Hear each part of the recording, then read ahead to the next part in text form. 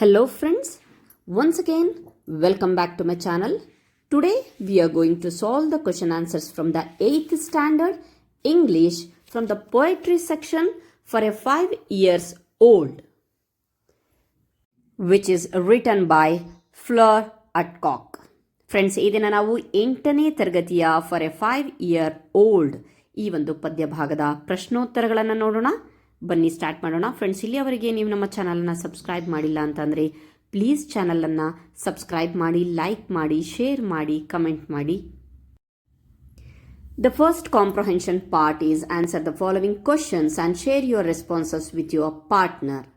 The first question is name the creature mentioned in the poem. The answer is the creature mentioned in the poem is a snail.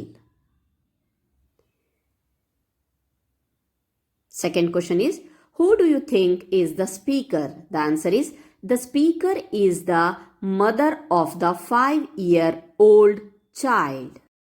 The next question is who is the speaker addressing?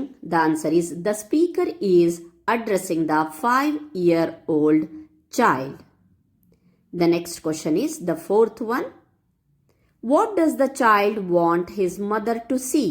The answer, the child wants his mother to see a snail climbing up the windowsill into his room. ಅಂದರೆ ಮಗು ತನ್ನ ತಾಯಿಗೆ ಏನು ನೋಡಲು ಬಯಸುತ್ತದೆ ಅಂತ ಹೇಳ್ಬಿಟ್ಟಿದೆ. The answer is ಮಗು ತನ್ನ ತಾಯಿಗೆ ತನ್ನ ಕೋಣೆಯ ಕಿಟಕಿಯ ಒಂದು ಅಂಚಿನ ಮೇಲೆ ಹರಿದು ಬರುತ್ತಿರುವ ಒಂದು ಬಸವನ ಹುಳುವನ್ನು ನೋಡಲು ಬಯಸುತ್ತದೆ ಅಂತ ಹೇಳ್ಬಿಟ್ಟು ಇದರ ಅರ್ಥ. The next question is what does the mother tell the child? ಅಮ್ಮ ಮಗುವಿಗೆ ಏನು ಹೇಳುತ್ತಾಳೆ? Answer is the mother explains to the child that it would be unkind to leave the snail there because it might crawl to the floor and someone might squash it. She tells the child that they must take care of it. ಅಂದರೆ ಬಸವನ ಹುಳನ ಅಲ್ಲಿಯೇ ಬಿಡುವುದು ಅಸಹ್ಯಕರ ಎಂದು ತಾಯಿ ಮಗುವಿಗೆ ವಿವರಿಸ್ತಾನೆ. ಏಕೆಂದರೆ ಅದು ನೆಲದ ಮೇಲೆ ಹರಿದು ಯಾರಾದರೂ ಅದನ್ನು ತುಳಿಬಹುದು. ಸ್ಕ್ವಾಶ್ ಅಂತ ಅಂದರೆ ತುಳಿಬಹುದು. ಅವರು ಅದನ್ನು ನೋಡಿಕೊಳ್ಳಬೇಕು, ಟೇಕ್ ಕೇರ್ ಅಂತ ಅಂದರೆ ನೋಡಿಕೊಳ್ಬೇಕು ಅಂತ ಹೇಳಿಬಿಟ್ಟು ಮಗು ತನ್ನ ತಾಯಿಗೆ ಹೇಳುತ್ತೆ. The next comprehension part, read and discuss your response with your partner, then write. The first question is why does the mother say a kind of faith prevails? The answer is the mother says a kind of faith prevails because it is commonly believed that character is built rather by words of advice than by imitation of what others actually do. She notes that this is not based on truth but merely a prevailing belief. ಅಂತಂದರೆ ತಾಯಿ ಒಂದು ರೀತಿಯ ನಂಬಿಕೆ ಮೇಲಿಗೆ ಸಾಧಿಸುತ್ತೆ ಅನ್ನೋದನ್ನು ಯಾಕೆ ಹೇಳ್ತಾಳೆ ಅಂತಂದರೆ ವ್ಯಕ್ತಿತ್ವ ಇದೆಯಲ್ಲ ಅದು ಇತರರು ವಾಸ್ತವವಾಗಿ ಏನು ಮಾಡ್ತಾರೆ ಎಂಬುದರ ಒಂದು ಅನುಕರಣೆಯಿಂದಲ್ಲ, ಬದಲಾಗಿ ಸಲಹೆ ಮಾತುಗಳಿಂದ ರೂಪುಗೊಳ್ಳುತ್ತದೆ ಎಂಬುದು ಸಾಮಾನ್ಯವಾಗಿ ನಂಬಲಾಗಿದೆ. ಇದು ಸತ್ಯವನ್ನು ಆಧರಿಸಿಲ್ಲ, ಕೇವಲ ಪ್ರಚಲಿತ ನಂಬಿಕೆ ಎಂದು ಅವಳು ಹೇಳುತ್ತಾಳೆ.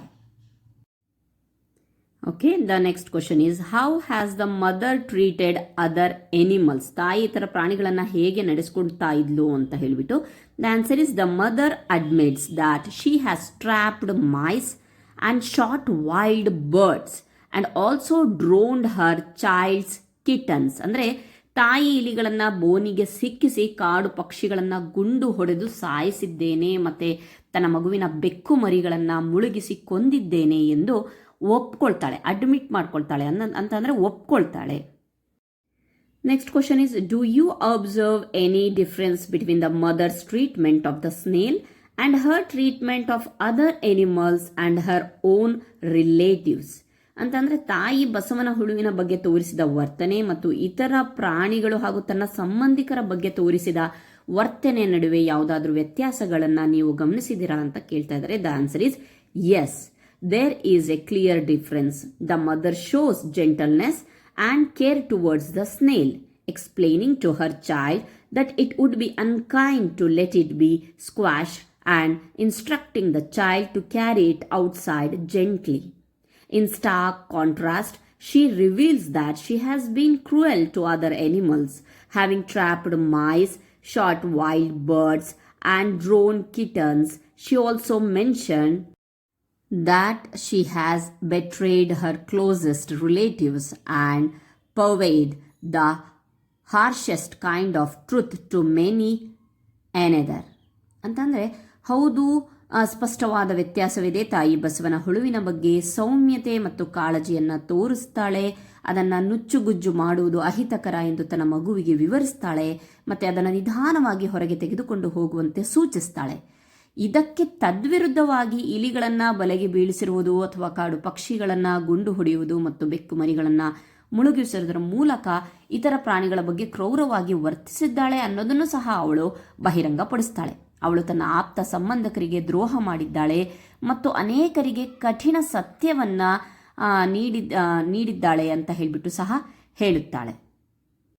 ಹಾಗೆಯೇ this highlights a significant contradiction between her actions with the snail, guided by the words of kindness for her child and her past action towards other beings. ಅಂದರೆ ಇದು ಬಸವನ ಹುಳುವಿನೊಂದಿಗೆ ಅವಳ ನಡವಳಿಕೆ, ಅವಳ ಮಗುವಿಗೆ ಆ ಒಂದು ದಯ ಮಾತುಗಳಿಂದ ಮಾರ್ಗದರ್ಶನ ಆಗಿರಬಹುದು ಮತ್ತು ಇತರ ಜೀವಿಗಳ ಕಡೆಗೆ ಅವಳ ಹಿಂದಿನ ನಡವಳಿಕೆಗಳ ನಡುವಿನ ಒಂದು ಗಮನಾರ್ಹ ವಿರೋಧಾಭಾಸವನ್ನು ಎತ್ತಿ ತೋರಿಸುತ್ತೆ. ಇದಿಷ್ಟು ಸಹ ಈ ಒಂದು ಪ್ರಶ್ನೆಗೆ ಉತ್ತರವಾಗಿದೆ. The last question is, how does the mother console herself? Read the last 2 lines and comment. ತಾಯಿ ತನ್ನನ್ನು ತಾನು ಹೇಗೆ ಸಮಾಧಾನ ಮಾಡ್ಕೊಳ್ತಾಳೆ ಮತ್ತು ಕೊನೆ 2 ಸಾಲುಗಳನ್ನು ಓದಿ ಅದರ ಬಗ್ಗೆ ಕಮೆಂಟನ್ನು ಮಾಡಿ ಅಂತ ಹೇಳಿಬಿಟ್ಟಿದೆ. The answer is, the mother console herself by stating, but that is how things are. I am your mother and we are kind to snails. This indicates that she acknowledges the contradictions in her behavior but rationalize them by accepting how things are and prioritizing the present lesson of kindness with her child regarding the snail. She finds comfort in her role as a mother, teaching a specific value despite her own past actions contradicting that value. ಅಂದರೆ ತಾಯಿ ಅದರ ವಿಷಯಗಳು ಹೀಗಿವೆ. ಏನಪ್ಪ ಅಂತಂದರೆ, ನಾನು ನಿಮ್ಮ ತಾಯಿ ಮತ್ತು ನಾವು ಬಸವನ ಹುಳುಗಳ ಬಗ್ಗೆ ದಯೆ ತೋರ್ತೇವೆ ಅಂತ ಹೇಳ್ಬಿಟ್ಟು ಹೇಳುವ ಮೂಲಕ ತನ್ನನ್ನು ತಾನೇ ಸಮಾಧಾನ ಮಾಡ್ಕೊಳ್ತಾಳೆ. ಇದು ಅವಳು ತನ್ನ ನಡವಳಿಕೆಯಲ್ಲಿನ ವಿರೋಧಾಭಾಸಗಳನ್ನು ಒಪ್ಕೊಳ್ತಾಳೆ. ಆದರೆ ವಿಷಯಗಳು ಹೇಗಿವೆ ಎಂಬುದನ್ನು ಒಪ್ಕೊಳ್ಳುವ ಮೂಲಕ ಮತ್ತು ಬಸವನ ಹುಳುಗಳಿಗೆ ಸಂಬಂಧಿಸಿದಂತೆ ತನ್ನ ಮಗುವಿಗೆ ದಯೆ ಇದೆಯಲ್ಲ, ದಯೆಯ ಒಂದು ಪ್ರಸ್ತುತ ಪಾಠಕ್ಕೆ ಆದ್ಯತೆ ನೀಡುವ ಮೂಲಕ ಅವುಗಳನ್ನು ಸಮರ್ಥಿಸಿಕೊಳ್ಳುತ್ತಾಳೆ. ತನ್ನದೇ ಆದ ಹಿಂದಿನ ಕಾರ್ಯಗಳು ಆ ಮೌಲ್ಯಕ್ಕೆ ವಿರೋಧವಾಗಿದ್ದರೂ ಸಹ ಒಂದು ನಿರ್ದಿಷ್ಟ ಮೌಲ್ಯವನ್ನು ಕಲಿಸುವ ತಾಯಿಯ ಪಾತ್ರದಲ್ಲಿ ಅವಳು ಸಮಾಧಾನವನ್ನು ಕಂಡುಕೊಳ್ತಾಳೆ. ಸೊ ಇದಿಷ್ಟು ಈ ಒಂದು ಪದ್ಯಕ್ಕೆ ಸಂಬಂಧಿಸಿದ ಪ್ರಶ್ನೋತ್ತರಗಳಾಗಿದೆ. ಆ ಒಂದು ಪದ್ಯದ ಆನ್ಸರ್ಸ್ಗಳನ್ನು ನಾನು ಕನ್ನಡದಲ್ಲಿ ಎಕ್ಸ್ಪ್ಲೇನ್ ಮಾಡೋಕ್ಕೆ ಪ್ರಯತ್ನ ಪಟ್ಟಿದ್ದೀನಿ. ನನ್ನ ಈ ಒಂದು ಚಿಕ್ಕ ಪ್ರಯತ್ನ ನಿಮಗಿಷ್ಟ ಆದರೆ ಪ್ಲೀಸ್ ನನ್ನ ಚಾನಲನ್ನು ಸಬ್ಸ್ಕ್ರೈಬ್ ಮಾಡಿ, ಲೈಕ್ ಮಾಡಿ. Thanks for watching my videos.